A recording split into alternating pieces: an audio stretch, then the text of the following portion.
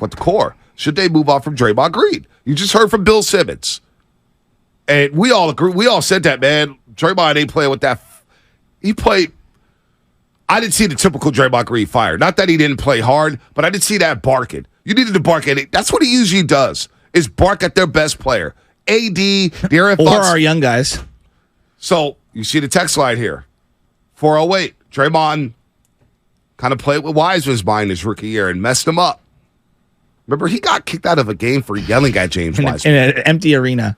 Cursing out James Wiseman. He got kicked out of a game for cursing out his old teammate. So you got that. You got that. You got the Kevin Durant situation. You got actor Katie where you say, yeah, Bob and Steve messed that situation up. We sat there and looked Bob Myers in the eye. You brought it up jokingly, and Bob Myers wasn't laughing about it. He was not laughing about that. No, I felt really bad bringing that up, too, afterwards, in retrospect. He was not happy about that. Not my finest moment. The other thing that I think I can't unsee, because we're going to talk a lot about relationships and this and that, I think the hard truth that people are afraid to swallow, because lost in all of the drama, is the fact that Draymond underperformed on the court. Against the Lakers. And the Kings. Had a couple good games. Okay. Yeah, offensively, I get you. Bonte? Yeah. Look, if we want to have a real X's and O's conversation, we could talk about how he doesn't even look to shoot till we're blue in the face. How many closeout minute games did he have crucial turnovers? Yeah. With 6 minutes to go, he was unreliable in the half-court offense. And you saw that? That, to me, is more of an indictment than any of the other stuff that we're going to talk about. And we can talk about his defensive edge and him going to... He was so bad in the half-court offense, unwilling to shoot, unwilling to get rebounds, throwing the ball away, mindless turnovers. Not even in the triple threat position. To me, that's more of an indictment. And that's why I'm ready to... Well, that's why the series flipped against Sacramento when it went to the one big lineup. Remember, I was telling you, the one big lineup. I didn't believe in that Kings series. And by the way, be tuned to 95.7 The Game all day today for the Warriors Aftermath presented by Mara West. Download the Odyssey app. Listen, going into the Kings series, you asked me, what's the key? I said, I think the Warriors are going to have to go to the one big lineup at one point. And they end up doing that, and they went back to the two big lineup after a while there because they did punk some bonus, and they ended up winning the series. But what flipped it was the one big lineup. I just don't know, like the way he plays and the way the league is shifting. And if you're going to stick with Looney, who I think Looney could do what Draymond Green can do, he proved in a small sample that he could do elements of what Draymond brings. He's not the same defender. No, I get it. No, but he's going to rebound his ass off. He could pass. He could do all that. You could find another big. I just. If there's a time to move off from Draymond Green, now's the time. And you brought this up with the Giants. Brandon Belt, Brandon Crawford, they stuck with the core too long, and look at them. And look at them now. I think it could be a mistake to give him an extension of 3 years, $60 million. I think it's almost best for him to opt in real quick, and you have Klay Thompson and Draymond Green on 1 year deals, and you run it back. I'll be okay with that. Well, if you're looking at this roster right now for 23-2024, all right, that's next year. If Draymond opts in, all right, they go flying into this extra tax category, and that basically prohibits them from getting a mid-level exception. So a Dante DiVincenzo type on that side is out the window. Now it's all vet mins and whatever drafted guys, plus the Steph, Clay, Poole, Dre, Wiggins, GP2, Looney, guys under contract. There's very little ways that you can improve your roster. Now, if Draymond leaves and you don't trade him or whatever, you do lose that slot in terms of his money and his value, which we can argue about that. Like, can you find two players or one player that can offset if you were to have a sign and trade and get rid of Draymond? But like dropping down in luxury tax helps them add a roster spot at the mid-level, and it alleviates their financial situation. And then as you look forward to 2024, 2025, if you don't give him an extension, here's who's under contract, Bonte. Steph, Poole, and Wiggins. Yep. That's it. Yep. That's it for 2024, 2025. Right. So you've got some wiggle room. You've got some wiggle room here. So we could talk about there's the relationship aspect, then there's the other players who might benefit from more playing time, and then there's the X's and O's aspect, and then there's the financial component. Right. There's like 5 elements to this. So Mustafa Ward, it's crazy how y'all talk because his teammates actually love him. How do you know that, Mustafa? Are you in the locker room? I mean, this same team at a podium. That? Honestly, I want Mustafa to call in because he's always got some snarky stuff to say. I want him to call in. How do you know if all his teammates, you don't think some of his teammates are like, when they see him in game 3, in Sacramento standing up on the chairs. And I get fans are flipping you off, but they flip off everybody. I see LeBron James get called a PAB. And you guys know what that acronym is. You know what that is. He turns around and looks and just like, huh, really? Well, and to believe anything that anyone's saying at a podium or an article at this point. But here's another part. Come on. Draymond himself, bet not let us win because we're a championship core. The second they get ousted, we're not a championship team anymore. Yeah, we maxed out. That's not throwing teammates under the bus. I mean, that's not throwing teammates under the bus. Come on. Yeah, we have championship pieces, but we're not a championship team. Really? Really? So all the interviews, of course, Klay Thompson's going to get up there at the podium and say all the great things about Draymond. And this is what bothered me.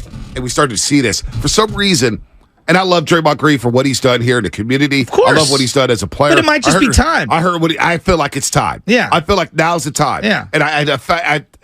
And I'm wrestling with this over and over and over again. I just feel like it's time. Think about everything that's happened this season. They're down 20 against the Pelicans. Draymond Green, for a lot of people thought he was trying to get kicked out. He goes crazy, right? Now, simultaneously, I shouldn't be laughing. He got into the Pelicans' heads because, they were rattled. Yeah. But Draymond Green got all the credit for a 20-point comeback. You don't think that bothers some of the teammates where Steph Curry balled out in that game? Kuminga had a hell of a fourth quarter in that game. Kuminga was out there playing with Draymond, Klay, Poole, and Steph while Wiggins is out. And Kuminga's having a fourth quarter of his life. But Draymond Green gets on the headlines. Game 4 happens. He comes back off the bench. And, hey, I thought it was a smart move to play me off the bench, blah, blah, blah, blah, blah. Draymond Green has an ego just like everybody else. You think Draymond Green volunteered to come off the bench? I don't know about that. All right? Now that's going on, right? That's going on. But all the headlines go to Draymond Green about how he came off the bench and used humility and all this stuff. And it's like, man, what? Like, what game am I watching? Maybe I'm watching the wrong game. Can I go in another direction? What if they did want to swing a big-time trade? How many guys want to line up to play with him? Well, that's the thing that nobody's thinking about. After Punchgate, and now veterans are looking at the core saying, man, do I want to go play there with him? Do I want to go sign up with that team? And those guys are minted, and I'll be the scapegoat if we lose. Right, exactly. That's another element. Nobody wants to sign up for that. I mean, nobody wants to sign up for that. He's already had it with Poole. He's had it with Durant. He did it with Wiseman. I mean, there's been a lot of stuff. So I don't know. 888-957-9570. If you disagree with us, please call in. Please call in. Well, I just want to see where people are at. Where are we at with Draymond Green? I mean, I laid out a bunch of reasons why. What I would do, me personally, if he opts in, I'm flipping him. I'm flipping him. There might be other moves that I'm making here, but I need to alleviate my luxury tax bill, and I also think it's addition by subtraction. If you're looking at how to maximize the current roster that you have going, I actually think it might help them out on the court. Nobody's blaming Draymond Green. I thought Draymond Green on the court had one of his better seasons in his career. I've said that over and over and over all season long. I think Draymond Green had a hell of a season on the court. But when does this stuff off the court just gets old and tired? The old we talent, had a shelf life with T.O. Oh, yeah. T.O., yeah. Right? This is before social media. Bonds. Barry Bonds. Who else? I mean, you can list a bunch of different people. I mean, Alden Smith, but for different reasons. Obviously, his were personal. So, people were ready to move off at that particular time. There's always the talent tolerance. You cannot tell me that the vibes was not different after Punchgate. Think about what we were talking about with Japan. Undeniable. When they went to Tokyo, Japan, everything was all good. And everything.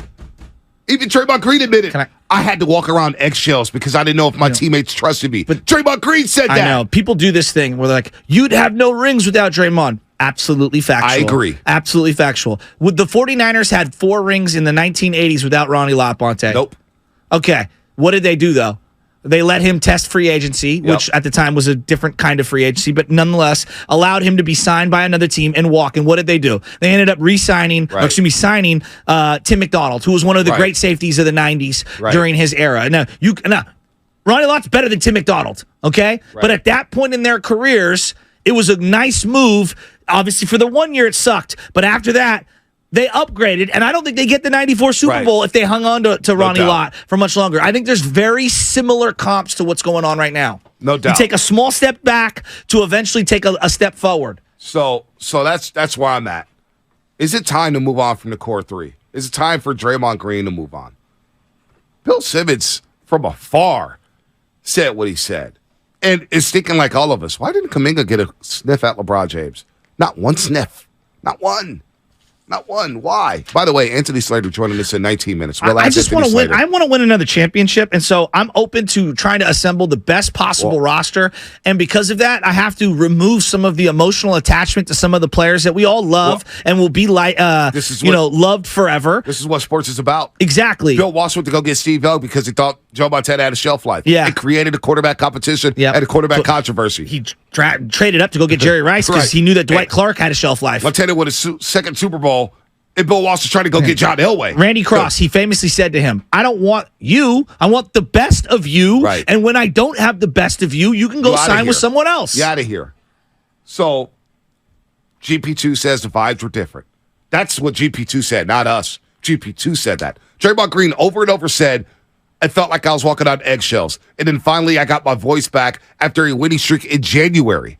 That's what Draymond Green said. Joe Lacob, the owner of the team, said, I thought we got off to a rocky start because I think the punch affected things. That's what the owner of the team said, not us. They're saying that. So if you want to, Mustafa, if you want to talk about these interviews or whatnot, that's what they said, not us. They said that. And they were never able to get those vibes back. Yeah. You telling me this year that they played with joy? No. At times, maybe. Every time we thought they flipped the switch or turned the corner, something would happen. And they revert back to old taxes, and they lose a game they weren't supposed to lose. That's just, it is what it is. I view Draymond very similar to the way I view Frank Gore, where he's our guy and I'll love him forever.